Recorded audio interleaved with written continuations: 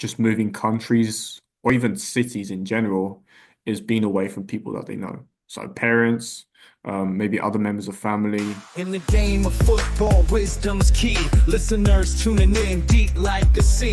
From the pitch to the mic, we share our dreams. Voices echoing loud, hear the passion's themes. Passion and knowledge, that's our goal. Stories unfold, let's take control. From the field we rise, let the voices be heard. Every insight shared, every single word.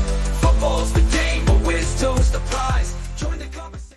Welcome to today's conversation with Anthony Pires da Silva, a talented and dedicated soccer player with a passion for the beautiful game.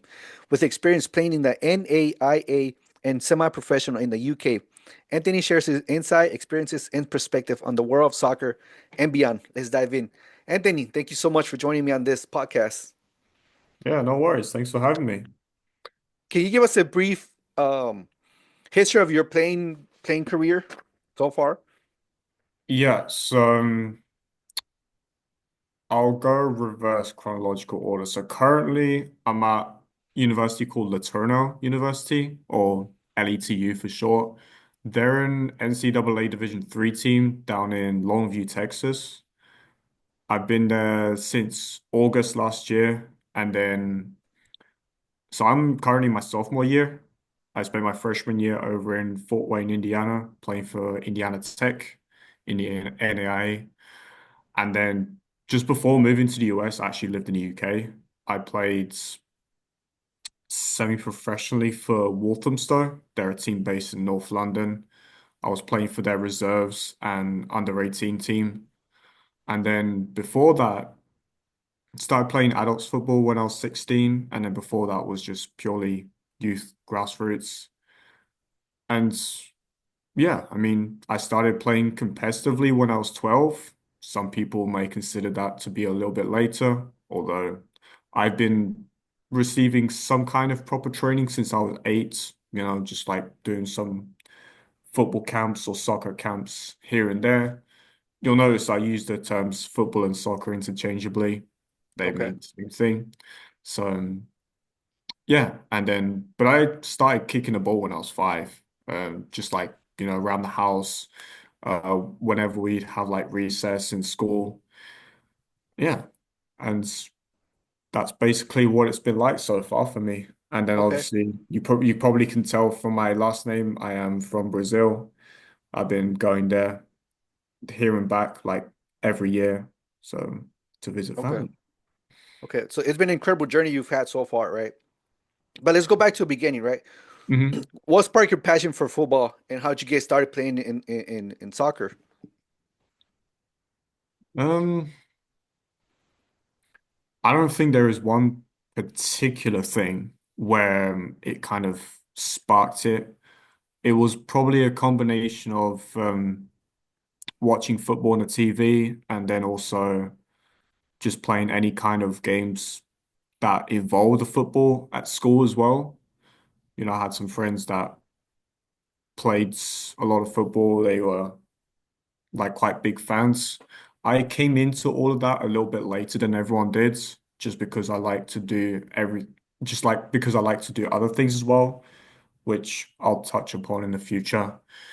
And yeah, I mean, I think me being a goalkeeper, I think what kind of sparked that was just the idea of being different. I didn't want to be the same as other people. I didn't want to have to, or even look the same either, in a sense. I like to be interesting, and I know my personality, when I look at it, it gives me an advantage already in order to do that. And that's probably the reason why I became a goalkeeper. It's not just about wearing different kits or diving around like a lunatic and putting your face in front of um flying footballs and like people's feet as well. Yeah. I think it was just also requires a different personality as well. And I think Mhm. that was the biggest thing for me. Yeah, no, completely agree with you on the soccer on the goalkeeper position. You gotta be a little bit different, a little bit not brave. You have balls coming at you very fast. You, you Yeah. You gotta be nuts to stand there and just take it. Yeah. And one thing I learned later on when I started playing uh like adults football is that an extra thing that you have to contend with is dealing with a lot of crap from other players and the fans as well. Right. And Okay. yeah, something that I find the US lacks a bit kind of is the fans tend to be a bit softer and there's a lot more stricter rules onto like what you can say, what you can't say. There's a lot of things, for example, in the UK that they can, shout at you from the sidelines or from the stands that you like if you say it in the US, like you go to prison. Wow. Okay. Wow. Like you get a lot of stuff. Most of it though is like lighthearted, like yeah. I did get the odd like, who the effing hell are you and stuff like that. Um, most of the time it's like there's no malicious intent. It's just, they just want to put you off. Because if you get put off, then that means that the team they're supporting, they stand a better chance. So I like to see it as the reason why they do that to you is because they know that you can be a threat to the other team, and so they they basically don't want you to be a threat. Okay. And yeah, one thing I had to learn with that is just not to take it to heart. I struggled with that a lot at the beginning because I thought they were like properly out to have me. But most of it is I learned is just like lighthearted. And when you focus on the game, the more you focus on the game, the less you can hear it, basically. Okay. Yeah. Was this like fans from the other team, or like even your own fans? Um, like it'll be mostly from the other team. Okay. I didn't experience it a whole lot just because when I was playing semi-professional, you'd be in the lower levels, so there weren't as many people. But you do get the odd person like behind the goals or something like that. And then I actually think my first experience of it when I was playing for my local team in that the U13 level. And basically the ball was loose in the box. I dived in the ball and then the opponent like trips over me. And then I go to distribute the ball. That same guy pushes me over and like I push him back. I was like, what are you doing, man? Like, you can't be doing that. Um, the other parents, like they were not happy. Like it started off light-hearted, but then this is not a typical scenario at all. Hmm. It's like it's very rare for this to happen and it really shouldn't happen. But by the end of the match, we were talking like abuse, death threats, and things like that. Wow. Yeah, it got quite bad. And yeah, I would say that's a one-off, to be honest. Okay. Um, but yeah, it's just one of the things you learn to deal with. Oh, of course. Yeah, yeah. I mean, I've seen some TikTok videos just not too long ago where like the Hmm. fans were just like completely different from the Yeah. environment from here, United States. United States here they're Yeah. quiet and everything compared Yeah. to like UK, anywhere in Europe, it's a little bit more. And one thing I learned also is that even off the pitch, people recognize you Oh, because do they really? yeah, because after that event, it was just a regular day. I was on the bus heading to school. Couple people come up to me and say, "Oh, is it true that you assaulted this guy?" Or they start accusing you of like why did you do that? Like kind of stuff. But Right. yeah, it was it was a bit crazy. But then again, you learn how to deal with it, and I learned very quickly that if I want to get to where I want to be, so I Hmm. higher up, it's just something that you're gonna have to contend with, and you're gonna have to find strategies that to deal with that. And I'm hoping to just network with as many people as I can who have dealt with it, so that they can offer their different perspectives. Gotcha. Okay. Yeah, it makes sense. Yeah, yeah, I understand. But I'm gonna go back a little bit because you said you played competitive soccer or football, a little bit older. I think you were 12. Mhm. Okay. So did you try other sports or was it just like, I don't want to do any sports? Yeah. Yeah. So I think the deciding point where I decided to focus on football was at around the age of 14. And I was actually speaking with one of the hairdressers that I go to quite a lot, and he also has a son that plays football as well. And he told me that like yeah, 14, 15 is where people start to like decide whether they want to play one sport or just not really play that many sports. And before that age though, it's very common to see a lot of people, including myself, play a lot of sports. So for me, that looked like I did swimming a lot. I played golf. Um, I was playing for my high school rugby team. Oh, okay. Although for us in the UK, our high school is the US's middle school and high school put together. Oh, okay. So our high school in the UK is from ages 11 to 18. Oh, wow. Okay. So I was playing for um, my first high school's rugby team before I went to another high school. Um, I was on their swimming team as well. I also did track and cross country. I did a lot of things now thinking about it. I mean, just track in itself, they had me do 100, 200s, 300s, 800, 1500s, long jump, triple jump. I think I filled in once for javelin as well. Oh, wow. Okay. Um, because I wasn't supposed to, but I guess the other guy got sick and yeah, they had me filling in for javelin. I didn't come last, which is a good thing. Um, but yeah, no, definitely some interesting moments. And I actually think that playing other sports helped me a lot in football as well, just because you learn different skills. For example, with golf, um, like the technique on the swing, you can almost imagine your foot being your golf club. That's one of the things I learned, and one of the things that was it's kind of like a prompt to think of when you're practicing for me goal kicks, for example, because that's something I used to really struggle with. Now it's really good though. Yeah, I think definitely playing other sports helped me out a lot. Helped you out a lot. Hmm. Which sport do you think helped you out even more than other ones, you know? It's a good question. I mean, yeah, I'm not really too sure. I think all the sports, Just help differently? yeah, I think, Okay. yeah, because swimming helped with my fitness, rugby helped with my physicality, and also being mentally ready to like be physical, because that's going to be something that I'm going to be experiencing a lot, especially when I'm trying to attack crosses.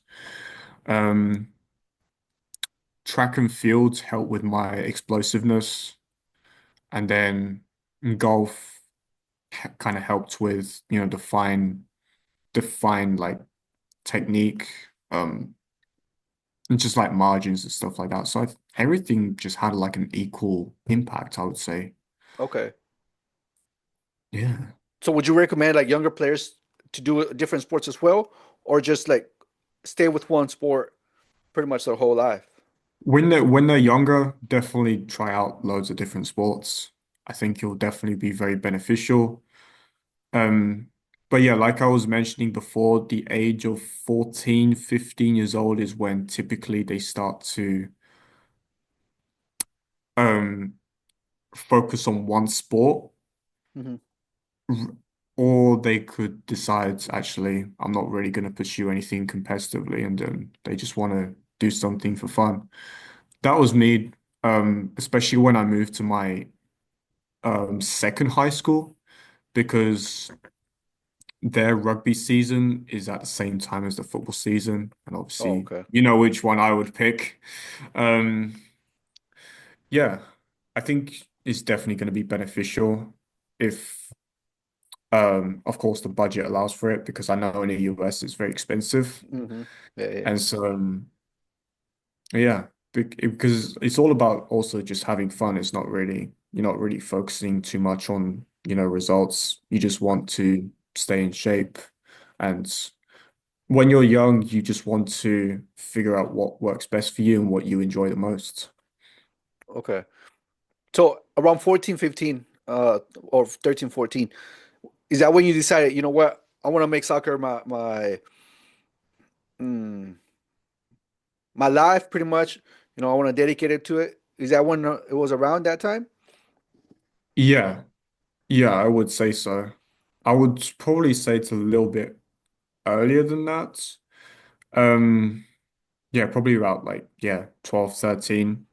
I Okay. still decided to do other sports up until around the 14 to 15-year-old mark. But as I got a bit older, maybe 16, 17, 18, I also realized I had to have a plan B as well because making it in professional football, just like with any other professional sport, is very difficult. And so I feel like people make the mistake of making football their only goal rather Okay. than having other things to do. Yeah. And so, yes, I wanted to make football my life, but I didn't want to have football being the only thing in my life. Okay. Is that why you went to college, or what was your other thing that you had? Yeah. So, reason why I went to college in the US was because their system is designed to help you combine playing sport full time with education so that even if in the event that you don't make it to professional sports, you have a degree to use to get you a good job. Okay. Yeah. So I when you feel were, like, yeah, I feel like the UK doesn't do that. And that's why I didn't stay in the UK. oh, okay. They just have like the academies and just like pretty much all Yeah. I think you're just soccer and that's it. That's it. Yeah. I mean, obviously universities do have their own sports teams. I think probably the most famous one would be Loughborough University. They have probably the best sports teams in the UK. But there's Loughborough, maybe Nottingham Trent University. I don't know if you've ever heard of them. Mm-mm. Um, Probably the people viewing from the UK would have definitely heard of them. There's a few others, but yeah. My friends, I have a friend from the UK that plays semi-professionally as well. He goes to St Mary's University. It's university in London. They have a football team, but apparently they don't take it like seriously. And so Okay. that's just him speaking from his experience. But there's a lot of other universities where, yeah, they most people just want to play for fun. I think is probably the best way of putting it. So it's not Okay. really as Okay. competitive. So when you were 14, 15 years old, right? Where were you playing? Is that where you were playing with? What club were you playing here at this time? Um, 14, 15, I was still playing for my local team. It's a team called Stoneleigh Athletic. Okay. I actually just put it on the chat because it has a little bit of a funky spelling. Um, but yeah, it was I had a lot of friends on that team as well, so it kind of made it fun. And so yeah. Okay. Um, but then it got to the point when I think I was 16 where I felt like I didn't have to put in 100% to put in a good performance. And I feel like I needed to challenge myself a bit, go for a high level. Okay. And so, yeah, 14 to 15, I was playing for that team, but I didn't stay for much longer. Okay. After that, you went to Walthamstow Stone, Walthamstow. Walthamstow. Yeah. After this one. It wasn't directly afterwards. I had a very short stint at Kingstonian. Okay. Um, they're a team where their first team plays in the seventh division in England. I was there for a little bit, but then because of some complications with their teams, in terms of, players moving on, I think the team I was playing for actually folded. So I had to move again. At one point I was registered at three different teams. Um, But yeah, I think the main one that I'll probably highlight is Chessington and Hook United. They're also another team based around like the southwest London area. I was playing for their men's team there. Okay. I never actually got into any of their proper games, but I participated in a friendly, like a scrimmage with the Mhm. U23s against the first team. That was obviously any kind of experience, first experience playing like actually adults football Mhm. is going to be very overwhelming at the Okay. start, just because the intensity is a lot higher. People are bigger. It feels more daunting if you're like a 16, 17-year-old coming in. Another team that I played for was Worcester Park. This Mhm. I was registered at the same time as the Chessington Hook team. Yeah. Um, I think best way of putting um your first experience playing men's football is for me as a goalkeeper. There was this one particular game I played. Cross comes in, like it's floating in the air. Like you feel like you can claim this cross all day long. So I'm just, going through the motions, calling for the ball. And then all of a sudden, I'm in my own goal. The ball is just bouncing around the box. I'm just on the floor thinking, what just happened? Eventually they cleared it out and yeah, it was, it's very physical, especially in the UK. Okay.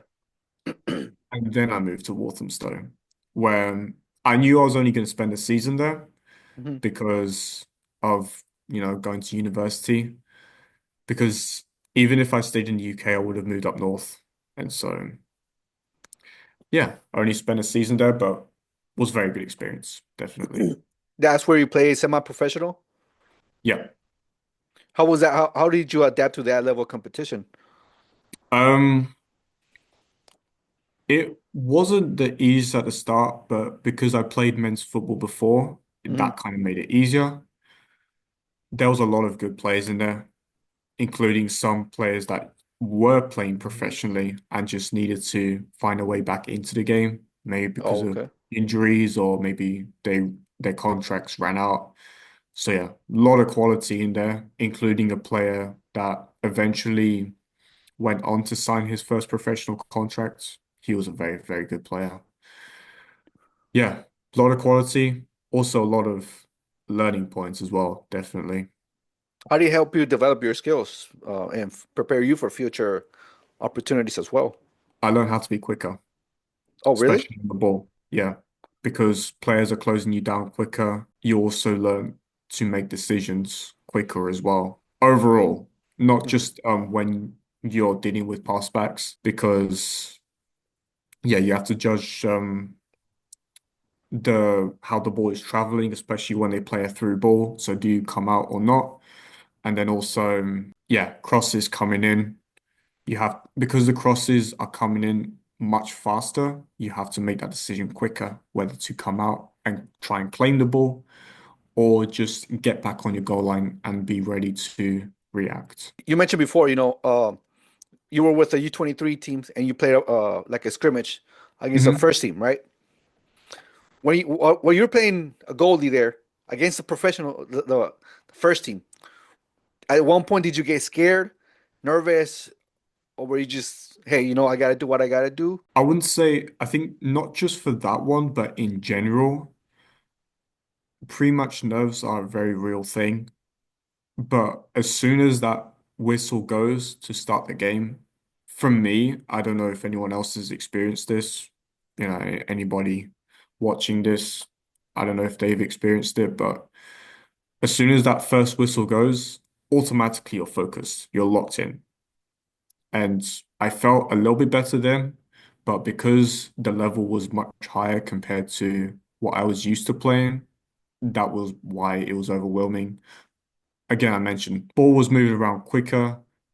The players themselves were much bigger, much more physical. It almost feels like you're half your height in a sense. Wow. Okay. That's probably the best way of describing playing men's football for the first time, especially for a goalkeeper. Hmm. The only exception I would give is if you're very tall. So like maybe 6'5", 6'3", 6'4", and above.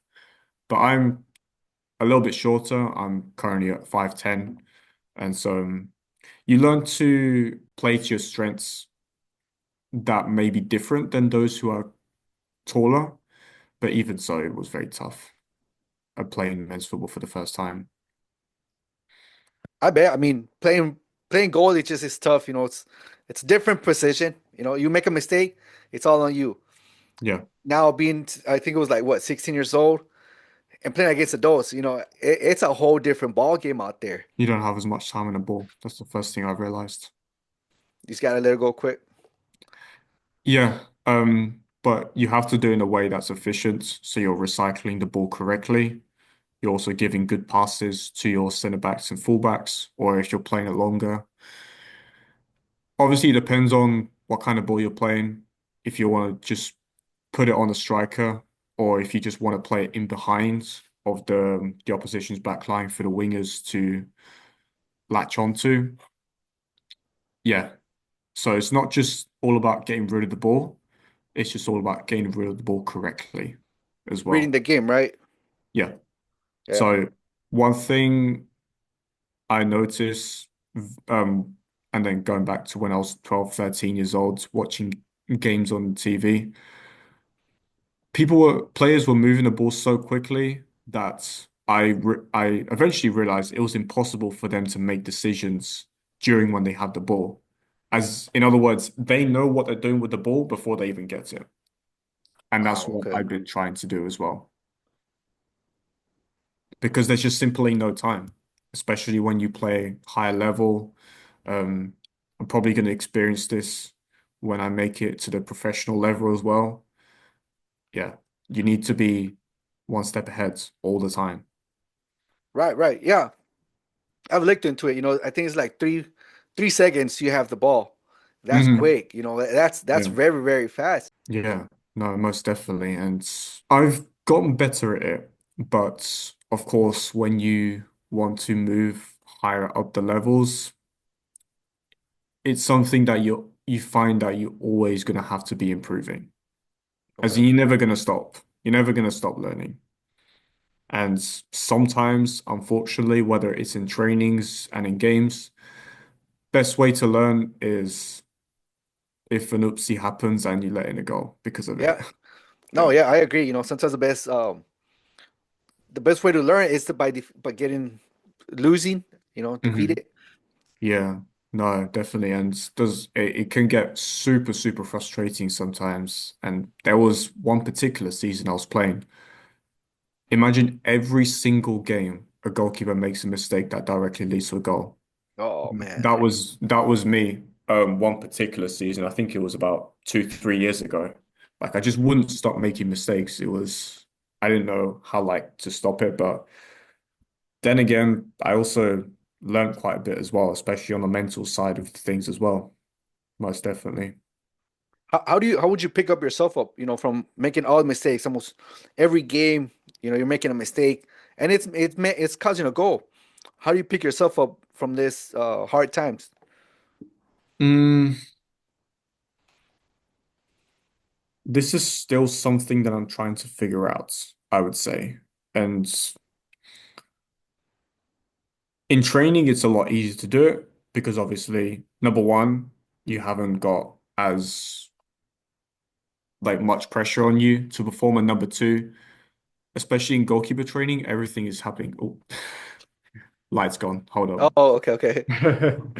Yeah, because I'm actually in like a study room and we have automatic light. There we go. Gotcha. Okay. Yeah. Yeah, the lights are automatic, so it thinks I'm not here. But anyway, so yeah, as I was saying, um, yeah, in terms of picking yourself up from a mistake is something that I'm still trying to do. Yeah, it's not the easiest thing.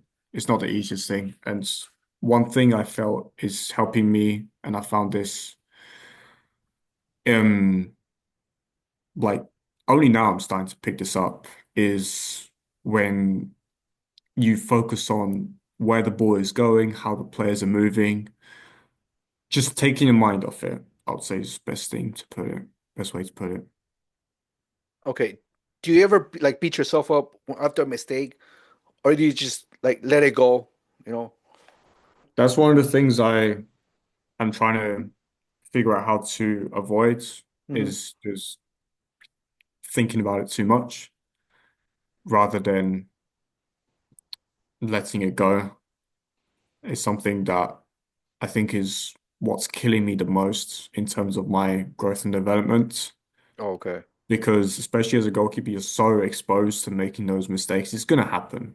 It is Hmm. going to happen either way, especially in training when you're facing so many scenarios. The more scenarios you face, the bigger chance of a mistake is going to happen. I think that's one of the things I learned. One thing I also learned was that the better mood you're in before a training session or a game, the less likely you are to make mistakes because you feel more free. You feel more Okay. free, you're more able to get into that autopilot mode where you're just kind of doing things as second nature. Whereas if you're feeling worked up, you're not in the best of moods before the game, it increases your chances of making those mistakes. So what I've been trying to do is doing some light-hearted things, and that could be something as simple as scrolling, even on TikTok or Okay. Instagram. And a lot of people say that it's like scrolling is really bad for you, but I actually find it quite useful before scenarios where a lot of pressure may be put on you Hmm. because it helps you relax. It Okay. also helps you put a smile on your face as well. Yeah, they have some really good videos out there. They Some very do. funny videos. Yeah. Yeah. I think probably the funniest one I've seen is I don't know if you've seen it. I think it was like an interview on Zoom, and it Hmm. was like a bunch of it was like three Arab people, and then Okay. this fourth guy comes in. Um, yeah, some of the viewers might know what I'm talking about. This fourth guy comes in. I think he's from Brazil, actually.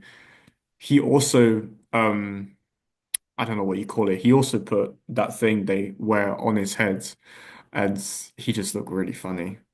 And it's just silly stuff like that. Um, is what helps me relax before Okay. training sessions, games, and so on. I actually think scrolling isn't as bad as people think, depending Okay. on situation. Yeah. No, of course. Yeah. Yeah. Like like that's what I do sometimes. Like before every interview, like I'll watch a little bit of TikTok, funny videos, get me in a good mood. Mm, Kind of that's what you do, right? Like before a game, watch some videos, get you pumped up, maybe get in a good mood. yeah, no, definitely. And even I actually also use it afterwards as well, especially when it was a Okay. tough session or maybe I've made a few Couple. mistakes. Because again, it's all about taking your mind off it. Hmm. Because one thing that I've also been trying to implement is that when I'm not doing any footballing related activities, I don't think about football. Oh, It's okay. yeah, it's too pressurizing for me, and there's more to life than football. Okay. So like outside of the season, you try not to focus on the game. Not too much. Obviously, when I'm doing football related stuff, Hmm. going to the gym, training, then yes, because you need to be locked in so that you can perform to your optimal level. But away from that, especially with me being at university, I've got classes, I've got homework. I also have an internship as well, and I also have friends. And so best to focus on those things as well so that I can be present in those moments and also get the results that you want as well. Okay. So we gotta go back to, you mentioned you're playing for college now. Mhm. How has your experience playing for college been so far? It's been a little turbulent, I would have to say. And I'll start with when I first moved to the US to Indiana. So I was playing for Indiana Tech. I was with their second team of the majority of the time, although I did participate in a couple of first team goalkeeper sessions. With the first team goalkeepers was a very good learning experience. To the best of my knowledge, I think when you have a look at the Indiana Tech roster now, there's one guy who used to play professionally in Cyprus before Oh moving to the wow. US. You had another guy that played in the fourth division in Spain. And so, yeah, you have some really good players in there. Okay. A lot of people um, to learn from as well.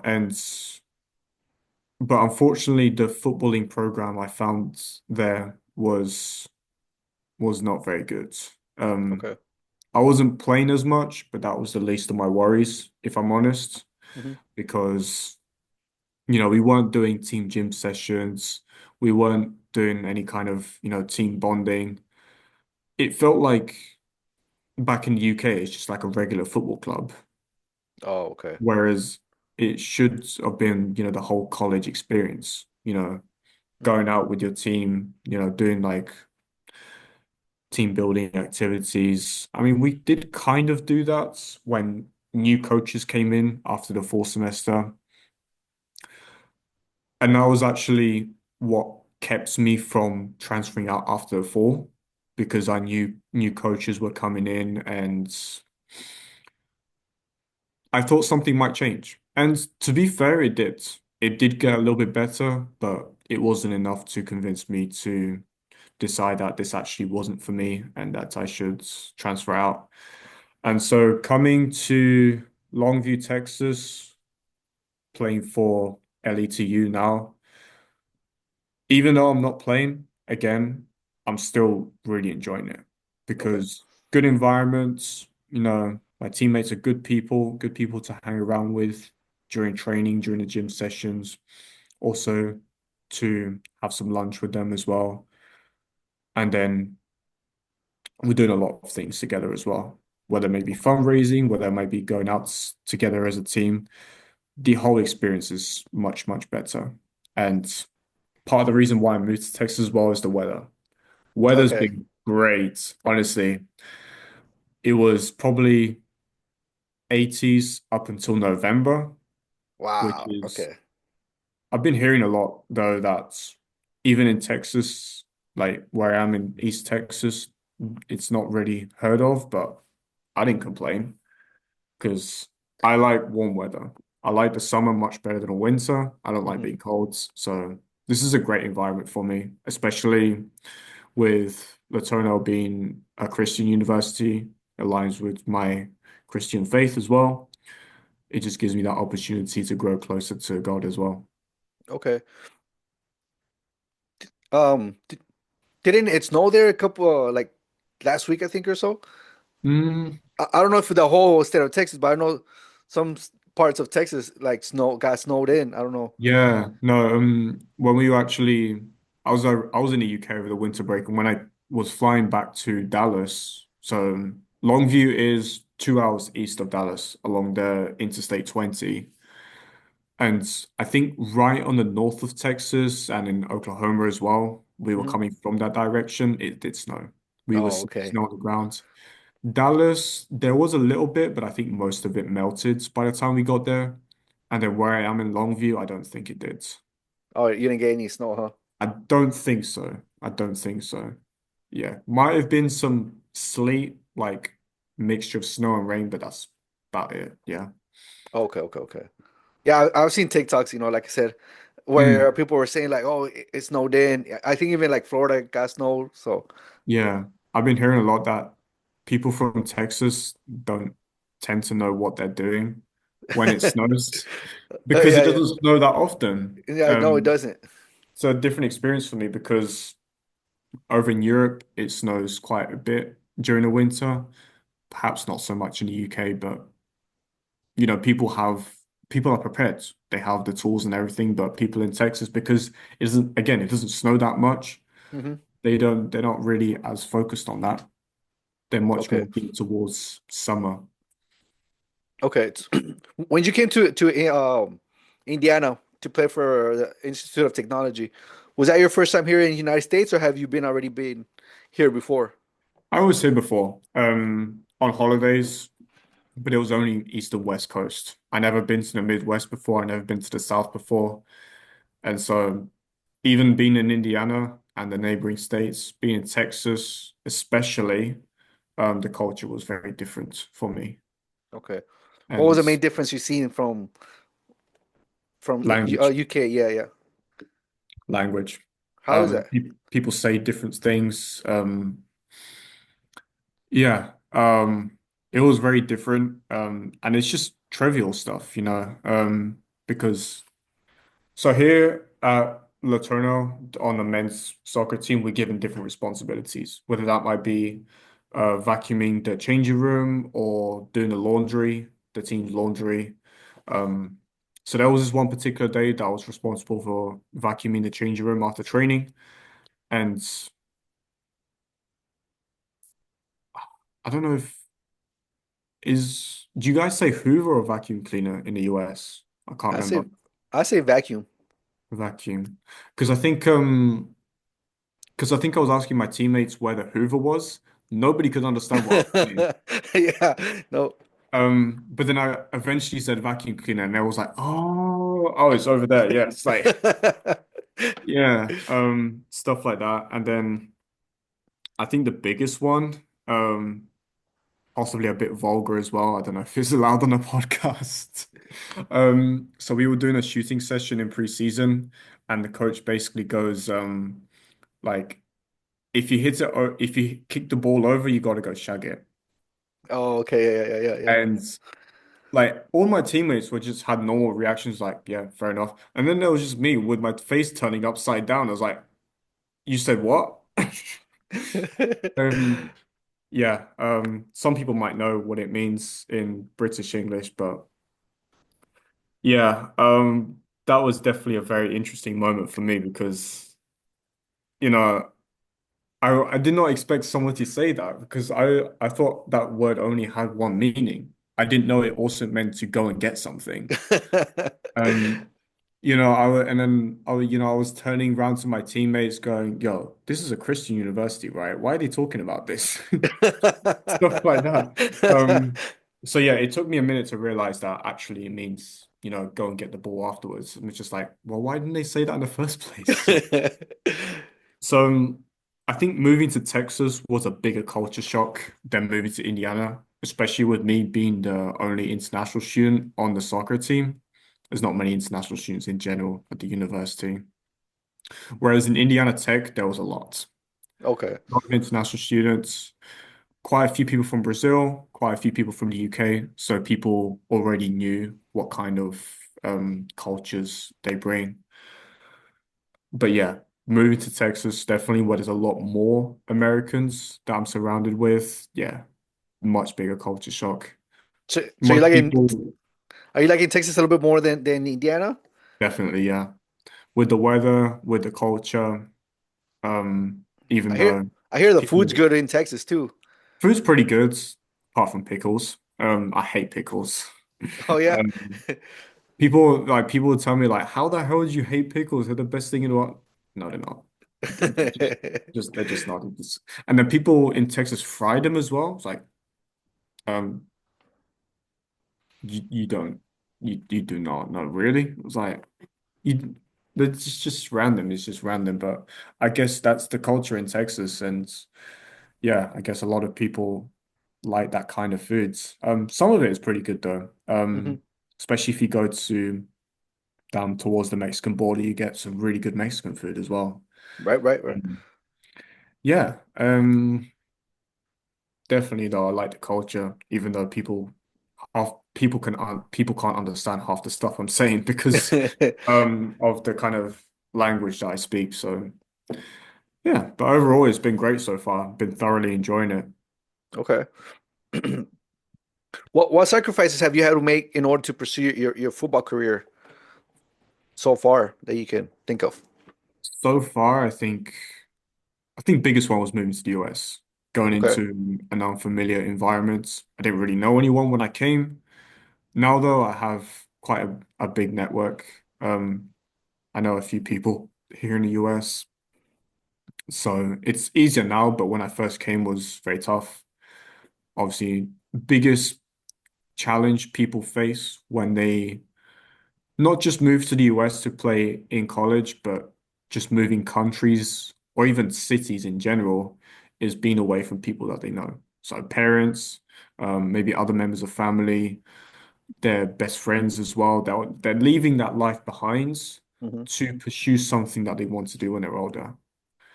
And so that's probably one of the biggest challenges I've had so far, especially with the time difference as well. Okay. Because you want to reach out to the people that you know the most.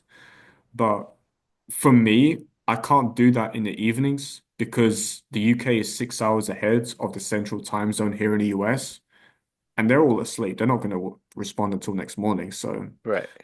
that's why it's really important that as soon as you move to a new place, you try and build your network as quickly as you possibly can, because Okay. then it's much easier for for somebody to help you through something and also to get advice as well. Okay. So is that like a coach, player, or even somebody outside of soccer? Yeah, coaches, players, um, all of what you just mentioned actually, Hmm. pretty much all my friends here at the Turner are like they don't play football. They're just I think one person's on a track team. The other two aren't on any team. They're just engineering majors. That's already a hard enough major in itself. Yeah, they're good guys. And part of the reason why I started hanging around with them was because, again, it's all about taking your mind off football when you're not actually necessarily playing it. And yeah, yeah, it's just all about having other things to do. Going back to what I was saying before. And yeah, no, that's about it really on that. Okay. You mentioned before while you were in Indiana Institute of Technology, you didn't play a lot. Even right now, you're not playing a lot. How do you handle those setbacks? Where you're not playing a lot, and what motivates you? Because you just said right earlier today, we're not making professional. What motivates you to keep going forward, even though like right now you're not playing a lot? But I'm enjoying it. It's the best way to put it. I'm enjoying it. Even in the training sessions. And one thing I've been thinking about more and more is God's plan. So Okay. what he has planned for you, and having that understanding that his game plan for you is going to be different from the game plan for others. And so other people will have different journeys. They may accomplish things much earlier than you. That doesn't mean that you're on the wrong journey. And so even when I'm having these tough moments where maybe I'm not selected in the match day squad or let alone playing, it's having that mindset that you're exactly where you need to be. You don't need to be anywhere else. You'll find the way you are. Okay. Yeah, I know that's great. You believe in God. Yeah, most definitely. And I think that's also the reason why I moved to Laterno as well, was of their because of the fact it's a Christian university. They get you going to chapel as well. I don't know if you've heard of like universities doing that to worship. It can be a bit boring sometimes, I have to be honest. Most people probably have that same opinion, but it's good to get out there and worship, um, celebrate what God's done for you in your life so far. And then also going to church on Sunday. Obviously it's a massive culture here on campus. Everyone goes to church on Sunday. Sunday mornings on campus is very, very quiet because of that, because everyone's gone to church. I go to church with a couple of people that I know here. And yeah, it's been quite a journey because God doesn't always show you the good things. Hmm. He um puts you through some tough moments to um realize that, for me at least, he's is the one that's in control. Okay. Whenever you try to branch out and do your own thing, even if it's something that is against what he wants, he will put you in those tough moments to make you realize that this is actually not what you're supposed to be doing, and you should be following him and being patient when things don't come to you immediately. No, I agree with you completely. One of the things that I've learned so far in my life as well is things go unexpectedly, from what you thought it was gonna go. You know, Mhm. they don't always go the way you wanted to go. Yeah, yeah. And it's gonna be like that throughout the rest of my life. And yeah, it's those who follow me on LinkedIn will see that I posted on my pictures from my media day. And one of the things I put in the caption was, I know for a fact that this isn't the end of me achieving things. It's also not the end of me suffering as well, because you're going to be going through a lot tougher things in the future. It may not feel like it because you're getting tougher as well. And so the difficulty may not be as high as you'd expect. But life in general is like this big roller coaster. And one of the things I learned from um, the coach that recruited me at Indiana Tech, he's no longer there, but the coach that recruited me, one of the lessons that he gave me was, you're always going to have your ups and downs, but those ups and those downs kind of have to be narrowed. Okay. And I was able to link that to something that sports psychologist, guy called Keval Patel. He runs an Instagram account called The Goalkeeper's Mindset. He made it the point that you should be aiming for a 6 out of 10 performance each time because you want that consistency. Okay. Whereas if you have like a 9 out of 10 and then a 3 out of 10, it's like it's not the best. And admittedly, that's something I've been struggling with. I think that's probably the reason why I haven't been getting as much game time, is because I just haven't been consistent enough in training. I have a really good training session, but then the next training session is not as good. And so there's no predictability for myself. Is probably why the coaches aren't as comfortable playing me at the moment. Something that is probably going to be natural in a sense because you're in a new team, new environment. But again, just finding what works for you and sticking with it to get that consistency. Okay.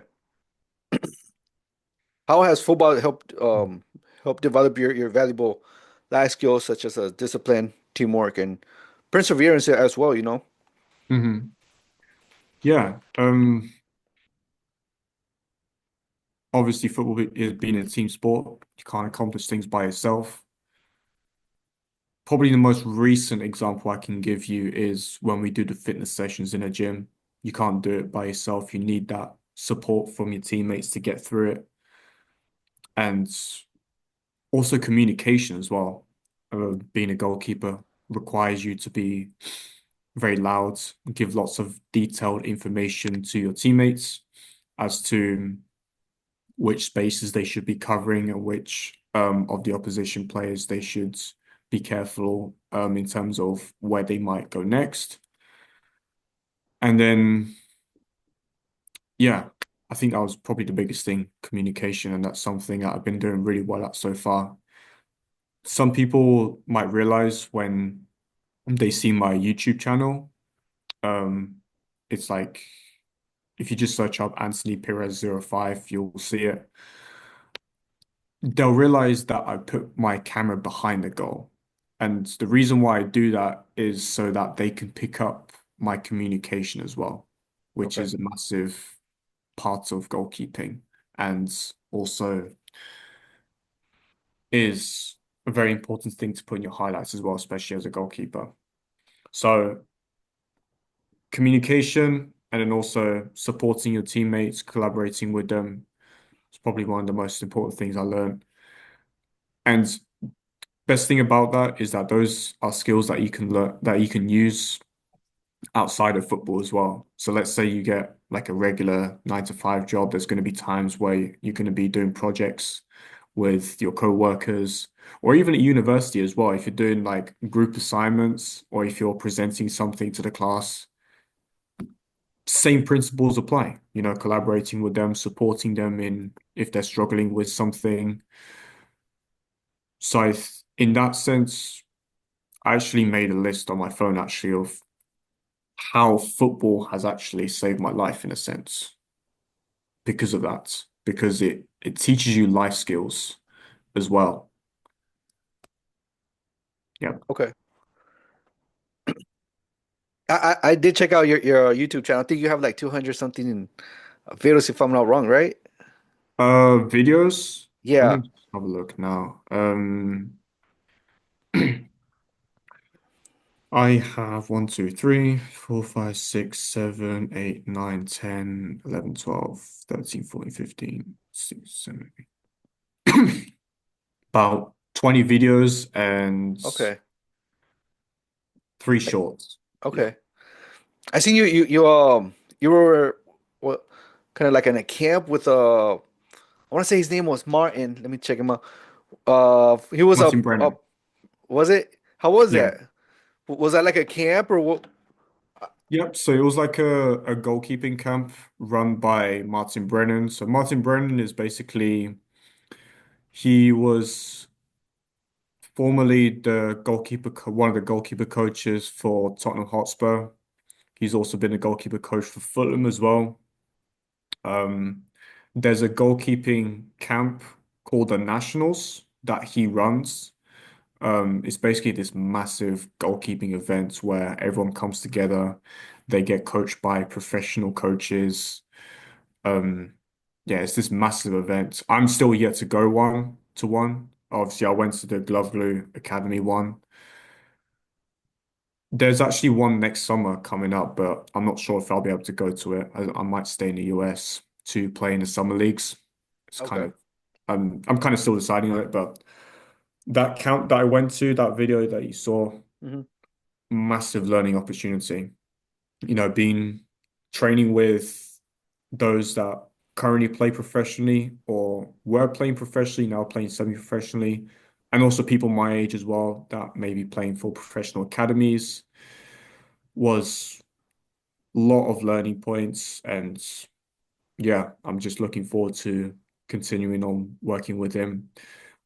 I'm thinking about doing some online workshops with him, just, doing some analysis as well. Oh, okay. But yeah, learned a lot from that. Um, it was quite expensive, I have to be honest, but Okay. I think it was worth it. Was that Was here in the United States or back in in the England? UK, in England, yeah. Oh, okay, okay. The camp was held in Tame United. It's Hmm. another semi-professional football club. Yeah, facilities were pretty good. Um, so the way it would work is we'd have our morning session. We would then go into the classroom and do some analysis there. And also, I think we also did some sports psychology as well, and also sharing each other's experiences. And then we had our second session. And then in the evening would just be all about bonding together, Oh, whether okay. we playing card games or I think the last night we were there, we went into the center of Oxford Hmm. and we just hung around there, just talking about all kinds of things. And yeah, it was a great experience overall. And what was also great is that you could also network as well. So Okay. if you ever needed like somebody to put in a good word for you, oh, the lights are gone again. Um, but yeah, just networking as well. If you need somebody to put in a good word for you, if you're looking for a new team to play for, or if you just want to get some advice in general, the people that I worked with, and also, of course, Martin Brennan himself, all great people, all people that genuinely want to help each other out. Overall, fantastic experience, definitely. Okay. I've seen some of your save. You have some pretty good save. You dive really good, man. That's Yeah, impressive. yeah. Well, of course, I always want to improve. Say yeah, definitely. It's definitely one of my stronger areas. You want to improve that technique. One thing that I learned as well from goalkeeping, perhaps a bit unconventional, was how to fall properly.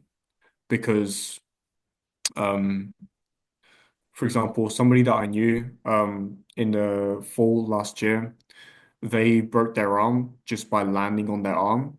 Oh wow, okay. Whereas, yeah, it's not great, but basically accidents happen. They Hmm. were doing it whilst ice skating as well. One of the things that goalkeeping taught me, again, very unorthodox, I know, is how to land properly and not hurt Okay. yourself. And again, possibly a life skill as well. So, yeah, I mean, it's just, and it also feels satisfying as well, you know.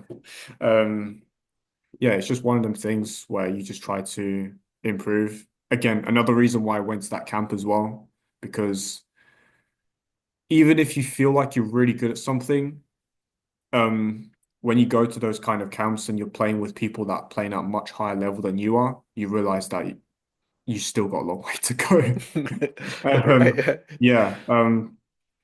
So yeah, I mean, my diving technique may be all right, but it always can be better. Of course. Yeah, yeah. I'm so glad you're joining us for this conversation. If you're loving the insight so far, would you mind showing us some love? Hit the like button, subscribe if you haven't already, and share your thoughts in the comments. Your support means everything to us, and it helps us bring more amazing conversations your way. Bye. The way they just dive, it's impressive. I've seen. I don't know if you know Ochoa. Mm, There's a small clip of him where he dived against Santos from Mexico. Okay, mm. but the ball was going like to upper 90.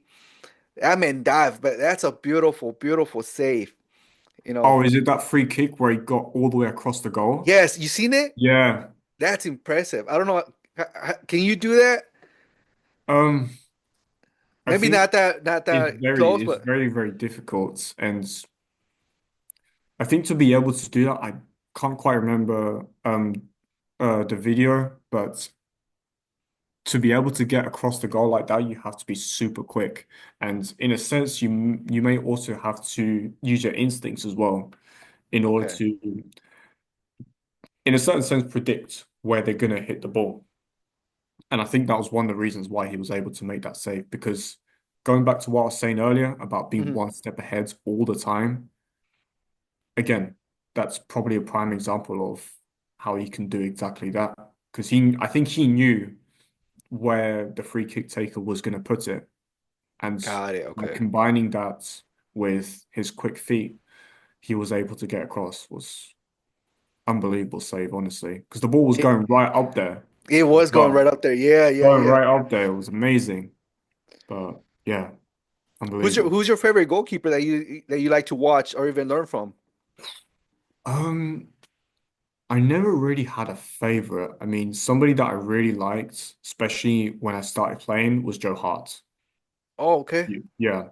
Um, and yeah, it was just the way he was very brave coming out for the ball, and also his diving technique as well was really, really good. Um, Another person was Kepa as well. I don't know. Some people Oh, don't have a very good opinion of him, but I've always rated him very highly. Um, his diving technique I really, really like. Um, okay. yeah, was a very good goalkeeper, and I try to base my game a lot on his in terms of the way he moves, in terms of his technique, something that I found to be really helpful in my game as well. Any other goalkeepers? Not too sure. Um, I think that was about it. I think another goalkeeper that I'm starting to really, really like is Mike. Maignan or something. I can't pronounce his last name. He's a He, French guy. He's the he's the French French guy, goalkeeper. Mike, right? Yeah, Yeah. yeah, yeah. I know who you're talking about. Yeah. Again, his diving technique is really good, and I try to copy it sometimes. Not completely, because some areas of other goalkeepers' game is may not work as well for me. But again, those three guys, I try to base my game off of them as well as other goalkeepers. Because another thing that I learned was to be able to create your own identity in goalkeeping in particular. It's just taken away from a little bit from every single other person. So you find a Okay. good quality in another person, you implement in your own game. You see another small good quality in another guy, put it in your game. And that involves a lot of trial and error as well. But I would say definitely those three guys, probably my favorite ones so far. Okay. You said Joe Hart the first, right? Was he? Were Mhm. you like a Manchester City fan No, she's or? still at Chelsea. Oh, But Chelsea. Okay, that's why you like um Kepa. yeah. Oh, So okay, okay, okay, okay. Kepa came in, and I think in a certain sense, in terms of, getting a lot of stick as well when he had a slump in his performance, is something I really resonated as well. Because people talk about you, especially Hmm. when I was playing for my high school. Whenever I wouldn't have the best of games, I'd come into school, and then it's quite evident that people would be talking about you. Like, Okay. oh, he made this mistake, or he should have done that better and stuff like that. It's rough at the start because you're not used to it. Your brain is not used to it. Your body's not used to it. But then the more times you're in those kind of tough situations, the more you get used to it. And yeah, something I really resonated with Kepa there. And then Hmm. also with Mike, um, I'm not really sure. I just saw his some of his clips on Instagram about how he warms up, about how relaxed he is when he's warming Oh, up. okay. Then also him training with AC Milan in the goalkeeper training sessions. I just really like the way he moves across the goal and how he's very fluid with his movements as well. That's how he came about. I don't think there's any other goalkeepers to which I'd really like stand out, but yeah, definitely those three ones. Not even the classics like Buffon or Neuer. Neuer's still playing, but he's a little bit older now. I don't know. Casillas. Definitely they're like some of the best goalkeepers out there, but in terms of how they resonate with you, not as much really. Okay. Yeah. When I think about favorite players, I don't necessarily think about how good they are. I think about how similar I am to them, or how Okay. similar they are to me, kind of thing. That's how it's Oh, always okay, been okay. for me. So Joe Hart, I started liking first because I like to be brave. I like to be different, just like how Joe would have mentioned before. That's the reason why I started liking him. Okay. Yeah. So going forward, what are I know you mentioned you want to go professional. Is that your main your aspirations as a football player? Yeah, most definitely. Because well, main reason is, I made it this far. I've learnt this much. I've built a good network around me in the footballing world. I see no reason whatsoever to just stop there. It's Okay. all about how far can you go? How far can you push yourself? How much of a risk taker are you? And so it's just one of them things where, why not give it a try? You know? Right. Um, but then of course you need that plan B as well. And that plan B for me would be HR, I would say. HR. Yeah. Okay. HR was another area that I took interest in when I started at university. Just again, all about helping people. There's, certain workplace issues as well as recruiting employees as well, that I feel like some things are missing in a Hmm. sense. And if it ever gets to that stage, I'd really would love to come into a company and see if I can implement those kind of things. Okay. But overall, it's always been football as my Okay. plan A. What club would you like to be to play professionally for? No idea. Any club? Any club, as long as I'm enjoying it, I'm winning things, and I'm also earning enough to make a living. Okay. Those would be my three criterias. And to be honest, it doesn't really matter. Um, I feel like to label a particular club that I want to play for will only put more pressure on myself. Okay. So when people say, I want to play for Real Madrid or I want to play for Barcelona, Man United or whatever, I feel like that puts pressure on me because I feel like I have to play for that club in the future. If I haven't played for that club in the future, I failed. And I don't want to feel like that, so I keep my options open. Okay. How would you define success, or how would you know, I've made it? Again, those three criteria that I mentioned, I'm enjoying myself. I'm also, winning trophies because who doesn't want to win trophies? Of You know what course, I yeah, yeah, mean? yeah. And then also, of course, you want to be able to support yourself and provide for the family, especially when we're talking about, the role of being a husband Hmm. in Christianity. I also want to make sure I'll be doing that as well. So of course you want to be making sure that you're getting paid enough as well. Okay. So let's say I think you're like almost 20, right? Right 19. now, Yeah. 19. Let's say right now you're standing in front of 12-year-old Anthony. What advice would you give him if you could go back and just give him an advice? Have other things to do apart from football.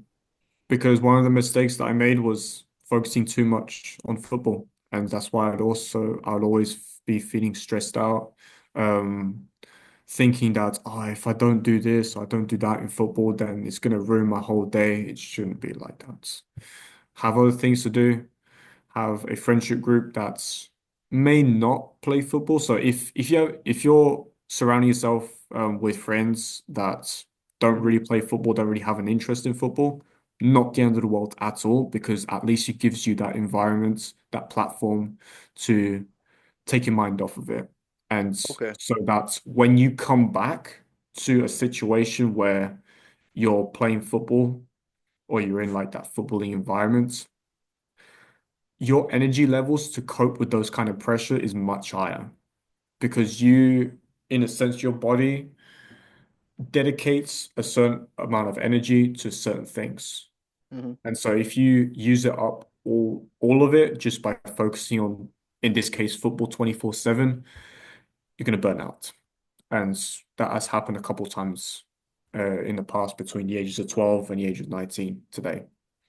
Hmm. Yeah, even like here in the United States, a lot of like players or young kids, by the age of 14, they're really not even playing soccer no more. Yeah. I think here is a little bit different because it's expensive. It is expensive. Yeah, it It's is. Yeah, yeah. expensive.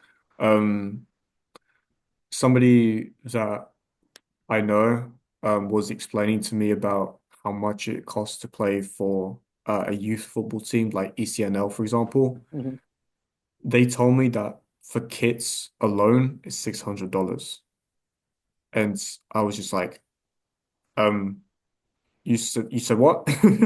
Um, yeah, and because there's not that many high-level youth teams in the US, you also have to travel a lot and you have to pay for your own travel expenses, especially when playing ECNL, MLS Next, and whatnot. It's very tough. Whereas back in the UK, when I was playing for my youth team, also because there was a lot more football teams, it costs probably about $300 for the whole season, and the whole season is from September until May. Wow. That Okay. includes everything. Membership of the team, kits, referee dues as well. When you play a higher level youth team, it would be about $7 per game because you'd have to obviously, pay the refs. and also like the league as well. And so to join the actual team is free. The only times you have to pay is when you play in games, and that goes for like the higher use teams. Oh wow, okay. So to hear about, I kind of knew, I kind of had an idea of how expensive youth football was before moving to the US, but now Mhm. having a chat with some people actually in person here in the US, it blows my mind genuinely how expensive it can be sometimes. Right, right. Yeah, and to be honest, I don't think it's 600. I think it's more than 600. You're, More than that, oh, it's way more than that. Yeah, it's like if I'm not wrong, it's around 1,000 to like 2,500 because it's expensive, you know. it's crazy, honestly. And I think that's probably the reason why the US, especially the men's team, the women's team have actually been doing really well, like a few years ago, but now they kind of started They to did. decline a little bit, Hmm. is because they're missing out on talent because those talents are not necessarily coming from the richest of backgrounds. Yeah. And yeah, I think that's probably the dilemma that the US footballing system has at the moment is just finding that talent and also, keeping hold of them. Because even if I'm pretty sure there's scenarios like this all the time, even if people start out playing, they probably won't be able to continue because they won't afford it. Hmm. And yeah, it's because you guys have the facilities, you guys have some of the best facilities in the world. Why? Because you guys got money. But you're also charging a lot of players a lot of money. It's sometimes it's hard to see. And if I continue to live in the US, and I don't know if I'm gonna have kids, I'm not gonna lie, but in the event that I do, it's kind of worrying about how expensive it's gonna be for them, for them to join different teams. And I'm pretty sure it's not just football or soccer, it's any sport. I Yeah. don't know because like my coworkers has a son, right? Hmm. And he plays football, Yeah. and they only charge I think it was like $100, 150 to 200, right? It Hmm. wasn't as expensive as soccer is, but the difference is, football is the main sport that's played here, so Yeah. there's football everywhere compared to soccer. Soccer's barely starting to pick up. Yeah. Um, yeah, I mean it just depends on the sport, I guess. But yeah, having a look at soccer, it's genuinely worrying sometimes It how is, yeah, expensive it can be because I can guarantee you it does not cost that much. There's no way. It can't be. Like yeah, $600 just for kids? Nah, there's just no way. And then also paying for your own traveling expenses as well is another crunch to the budget as well. yeah, yep, yep. The World Cup is gonna be here next year, right? It's gonna play here in the United States. Do you think that's gonna, we were just talking about it. It's expensive right now. You think with the World Cup being here next year, you think that's gonna bring the prices low down a little bit, or is it gonna be more expensive? Well, I mean, obviously, being a business major, I know that the law of demand states that as the demand increases, the price will naturally decrease. And so maybe if when the World Cup comes around, more people get involved with the game, maybe it can be cheaper, but I don't know if it will change that much that it will be of any significance. Gotcha. Okay. So it's gotta be pretty much the same price as it is right now. I think so. If anything, it will get more expensive just because of inflation. I have a Yeah. feeling. Okay. Yeah, yeah. Mm. How do Yeah. you think England's gonna do in, or even Brazil in the World Cup next year? I think from Brazil, I'm going to be honest, I'm not looking forward to it because the Brazilian national team hasn't been doing as well as they Mm. perhaps should be. Apparently, there's some problems with the coach as well about the players like not having a good relationship with him. So I'm a bit skeptical, I'm not gonna lie, as to how Brazil is going to do this World Cup. England as well, I don't think they're going to do anything.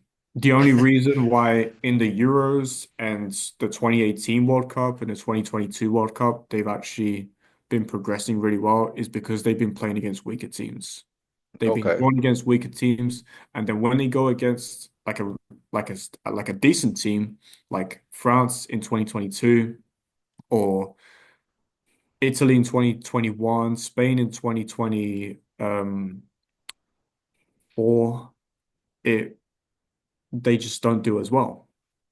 And especially in the Euros where there's more of those weaker teams, where in the World Cup there's a lot more stronger teams. Hmm. Yeah, I just don't see England doing as well. But then again, Thomas Tuchel's a really good manager. I remember Hmm. him at Chelsea. I have no idea why they decided to let him go, if I'm going to be honest. Okay. Because, I mean, yeah, Chelsea did have like a slump in form, but then it was bound to happen after winning so much stuff. Right. So, yeah, now that Thomas Tuchel's the New England manager, they could be doing better, but I don't know. I'm still not rating England as much. Okay. Yeah. Just look at Manchester City. I don't know if you watch the Premier League. Oh yeah, no, Manchester City is it's really bad right now. it's really bad, but then at the same time, just like I was saying about Thomas Tuchel at Chelsea, because they've been winning so much stuff, it was bound to happen. Like what comes up must come down, and obviously vice versa. And so it was just a matter of time. And we have to still see what happens to Man City with those 115 charges as well. See what happens with that.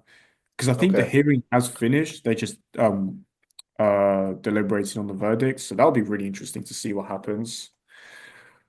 To be honest, though, I think even if they get demoted down to the championship, they'll come straight back up. Like Okay. no issues whatsoever. You think they'll keep all those star players with them? Hmm. Some of them, yes, some of them, no. I'm just thinking back to when Juventus got demoted because Hmm. of their match fixing scandal. Some of their star players like Buffon stayed, some Hmm. others like Ibrahimovic left to go to Inter Milan. I think it'll be the same thing with Man City if they do decide to go down to the championship.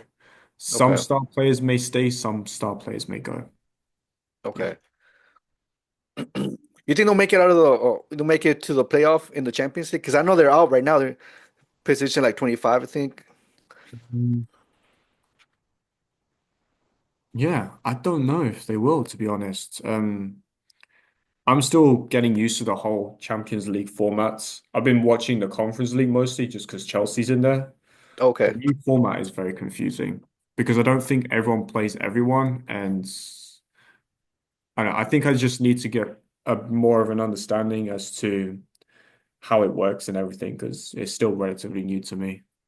Yeah, I don't understand it either. How are they gonna do the like the whole table? I like the Mm, other one, it's easier to understand with the groups. yeah, yeah, no, it makes more sense. And one thing I've also been picking up on is how many games players have been playing. And a Mhm. lot of fans have been complaining about the players complaining because they think, oh, they earn like six figures per week, and so they should be happy with the situation.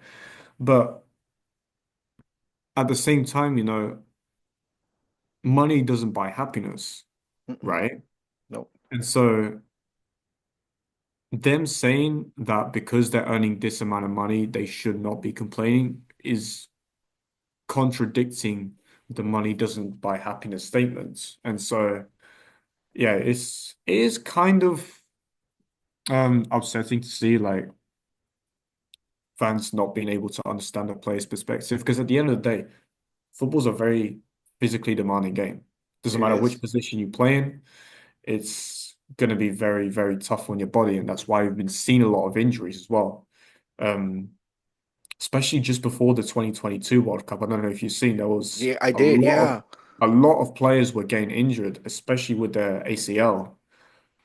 And so yeah, no, it gets very tough. I mean, I understand why they did the Qatar World Cup in November, just because during the summer it's super, super hot there. Hmm. But even so, I think they should have done it around the December, January time because then that's when at least the leagues in the Southern Hemisphere and also the US are in the off season, so at least they can do it then. But yeah, it's going to be really interesting in the future because the amount of games they're playing only seems to be going up for some Hmm. reason. Yeah, I think yeah, we definitely have to do something about that, most definitely. And you see players as well pulling out of national team selections because of that, because they want to rest or maybe they have like a very small injury that they want to stay at the club to get treatment. Yeah, it's going to be really interesting to see what happens with that in the future. yeah. No, and that's what I was gonna say. The injuries, the amount of injuries there is nowadays is like it's so many. Mm. Yeah, it's just players pushing themselves, and then when they get tired, their technique gets diminished, and that's why injuries are happening because they're not paying attention as much, not concentrating. So, um, yeah, they're less in control of their bodies, and that's why they get injured. And just need to keep in mind that players are not robots. They are Yeah. humans as well, and they have human bodies. They need to have rest as well. And yeah, something that really opened my eyes was that when I was in Chicago during the summer last year and I was working with a coach there, his perspective on fitness is very, very different. Because before I used to think that you have to be running yourself to the ground in order to improve. He had a very different outlook, and his training was based on what he did as a professional. So his name is Vlado Zadro. He's Okay. like a player, used to be a professional player that played in the Balkans mostly, so Croatia, Bosnia, around that area. He was all about short, sharp stuff. So like you'll be very, very intensive, but only for shorter periods of time. And yeah, completely changed the way I view working on your fitness because at no point whatsoever did I feel like I was overwhelmed. Like his his methods definitely challenged me, Hmm. but nothing more than that. And even when I was doing the fitness tests I was talking to you about earlier, before and after his training sessions, my fitness score improves a lot. And I Wow. really wasn't expecting it because at no point did I feel completely screwed over. And so, yeah, it's different to what we're doing right now here at LETU, um, in a sense that he just wants to run us to the ground. I don't know. Yeah. Okay. No, I don't know why. Some things just you got to be prepared for. But yeah, whenever I'm gonna be doing fitness training just to get myself in shape, I'd be basing it off Vlado, the coach in Chicago's methods, because I think it really helped me out. Um, Possibly another reason why players are getting injured as well, because they're training too hard. Yeah, yeah, yeah. Yeah. So yeah, it's just another thing. Just got to keep in mind you don't want to be overworking yourself, resting, because people like to say that, no days off or like you got to wake up at 4 o'clock, 5 o'clock in the morning to go to the gym or whatever. I don't like that because you need your sleep, you need Hmm. your rest, and sometimes sleeping in until 9, 10 o'clock in the morning, on days or weekends where you're not doing anything for the whole day is can actually be quite beneficial Okay. because you allow yourself to reset in a sense. And it's a shame because social media likes to frown upon those things, but Hmm. I learned very quickly that it simply doesn't work for me at least. So I don't like to listen to that kind of stuff. Yeah, no, you gotta do what works best for you, Yeah. Know your body, and if it works for your body for you, then you should do it. Don't listen to the social media. Yeah. And one thing I also learned as well, in the fitness sessions that we've been doing at university is that you shouldn't be going all out every single set because you're going to burn yourself out. You're not going to be able to maintain that same intensity throughout the session. And so whenever we're running, whenever we're, doing changes of direction, I try to keep the same pace throughout Okay. because it's a pace that I can sustain for the whole entire time. And it may seem like others are outrunning me at the start. I always catch up to them at the end because I'm keeping that same level of pace and therefore I'm conserving my energy to do that so that my energy consumption is consistent throughout. It's all about, again, all about consistency for me. And going back to what you said about finding something that works for you, it's something that works for me. And it also avoids burnout as well. Right, right. Yeah, consistency. Man, I forgot what I was gonna say, but yeah. Hmm. So we gotta start bringing it down. We gotta start taking it home because we've been here for I think over an hour now. Okay, Yeah. and I know you're pretty busy. You probably have some other stuff to do. I mean, to be honest, it is a Sunday. I haven't got too much going on, so I mean, yeah, we could pretty much talk all the time.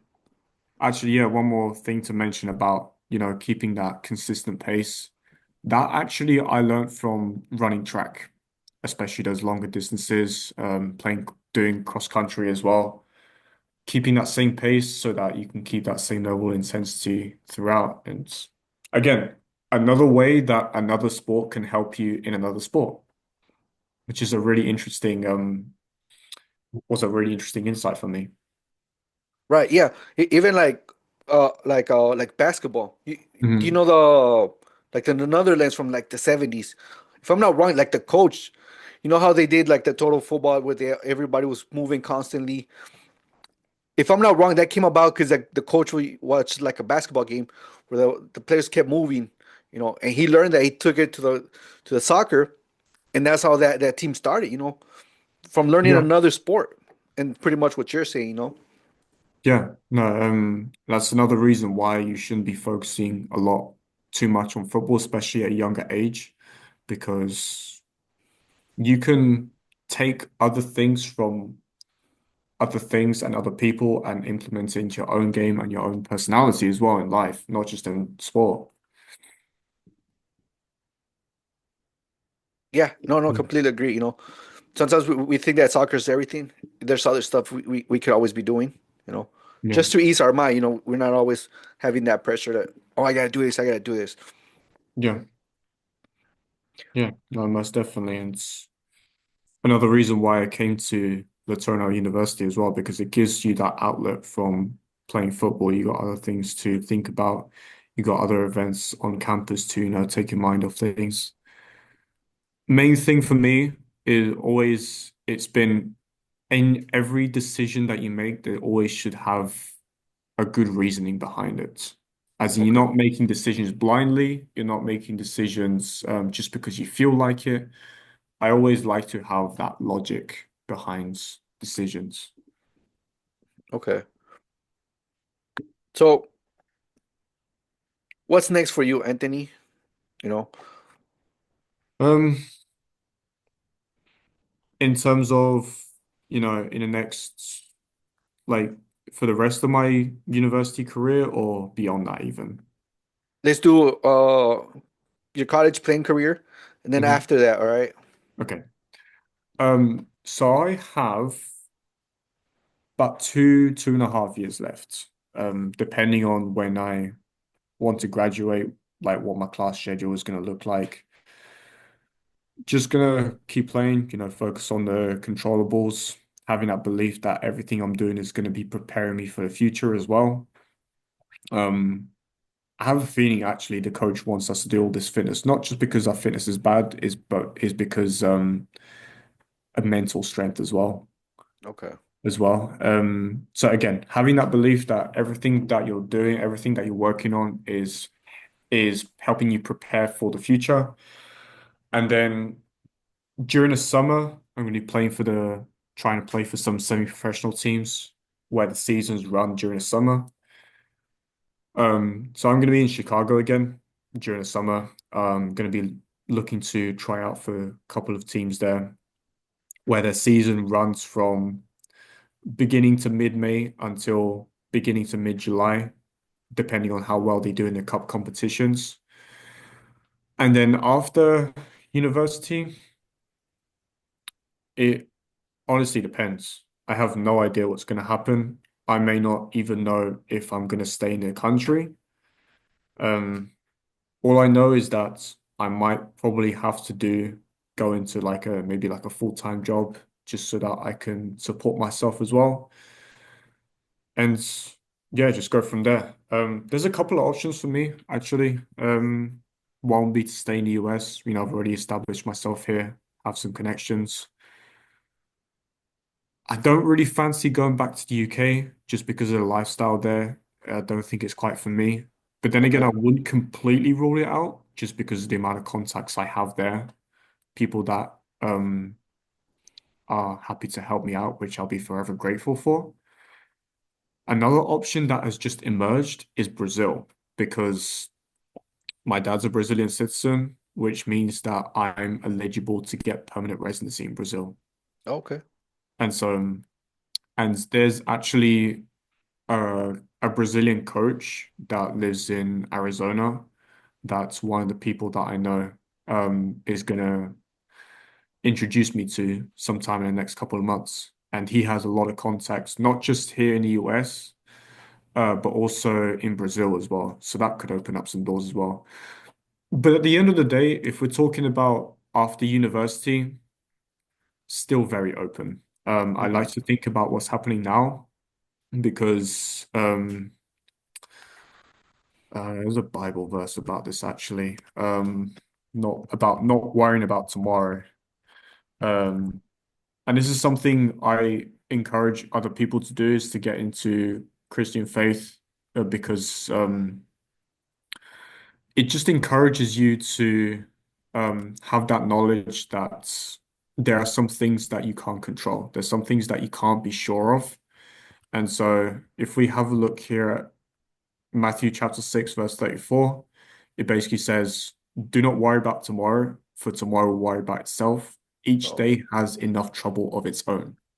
And it's one of the verses that I like to remind myself of because although, yes, it is fascinating to think about what kind of options you have in the future, you don't want to be thinking about it too much because A, you can get stressful. You think, oh, I have to do this, otherwise I would have failed.